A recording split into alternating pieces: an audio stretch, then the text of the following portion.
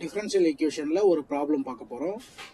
இப்போ பார்த்தீங்கன்னா ஃபஸ்ட்டு என்ன சொல்லியிருக்கோம்னு பார்த்தீங்கன்னா இ பவர் எக்ஸ் ப்ளஸ் ஒன்று இ பவர் எக்ஸ் ப்ளஸ் ஒன்று y dy equal to e power e sorry y plus ஒன்று இ பவர் எக்ஸ் டிஎக்ஸ்னு கொடுத்துருக்கோம்.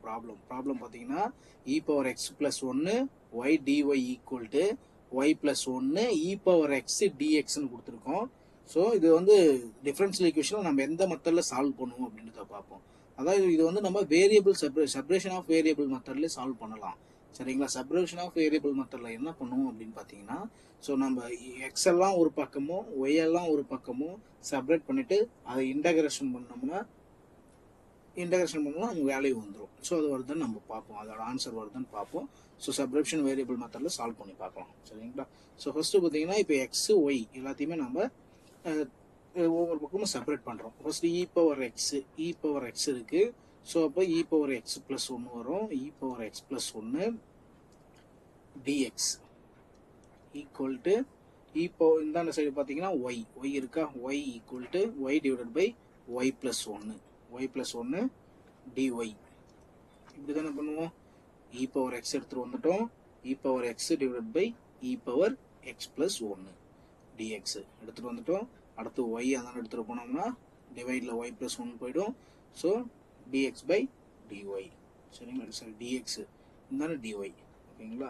ஸோ நெக்ஸ்ட் வந்து இன்டகிரேஷன் பண்ணுவோம். நம்ம இதை இன்டகிரேட் பண்ணுறோம். இன்டகிரேட் பண்ணோம்னா integration of e power x by e power x plus ஒன்று dx equal to integration of y by y plus ஒன்று டிஒய்.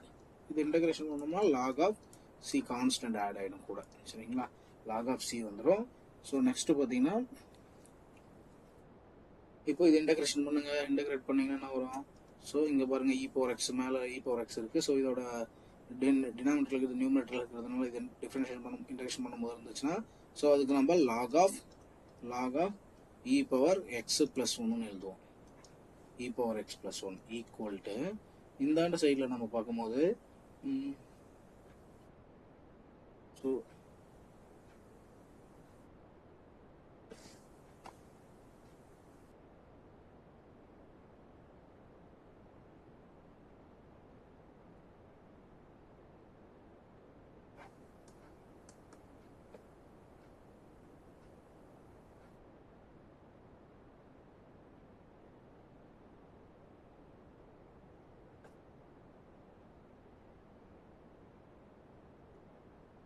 ஸோ நெக்ஸ்ட் பார்த்தீங்கன்னா log of e power x plus ஒன்று equal to இதை integration பண்ணுங்க. அப்படியே integrate பண்ணிங்கன்னா so y வந்துடும் minus log of y plus ஒன்று வரும். சரிங்களா? லாக் ஆஃப் ஒய் ப்ளஸ் ஒன்று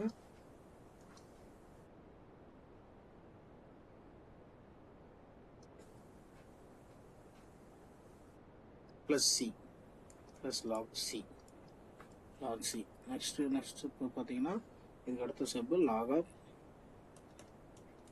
lock e power x plus ஒன்று எக்ஸ் ப்ளஸ் ஒன்று ப்ளஸ் அண்ணா மைனஸ் லாக் ஒய் ஒன்று இருந்தால் லாக் ஆஃப் ஒய் ப்ளஸ் ஒன்று minus log of c equal to y. நீங்கள் அப்படியே சால்வ் பண்ணி பாருங்கள், தெரியும். Log of c one. So அப்போ அடுத்து நெக்ஸ்ட் என்ன பண்ணலாம்? இது வந்து பாருங்கள் மைனஸில் இருக்க லாக் சி. ஸோ அப்போ இது வந்துட்டு நம்ம லாக் ஆஃப் இப்படி எதெல்லாமான்னு பாருங்கள் இ பவர் எக்ஸ் ப்ளஸ் ஒன்று ஒய் ப்ளஸ் ஒன்று பை சி ஈக்குவல் டு ஒய்னு எழுதலாம். மைனஸ் இருந்தால் டிவைடில் எழுதுகிறோம். லாக் வந்து காமனாக வெளியே எடுத்துகிட்டு அந்த மாதிரி எழுதலாம். ஸோ அப்போ இது ரெண்டு பக்கமும் நமக்கு இ எடுத்திங்கன்னா காமனாக இ எடுத்திங்கன்னா e power log of y e power x plus one y plus one by c equal to e power y வருங்களா? ஸோ லாகுக்கும் இக்கு கேன்சல் ஆயிடுச்சுன்னா e power x plus one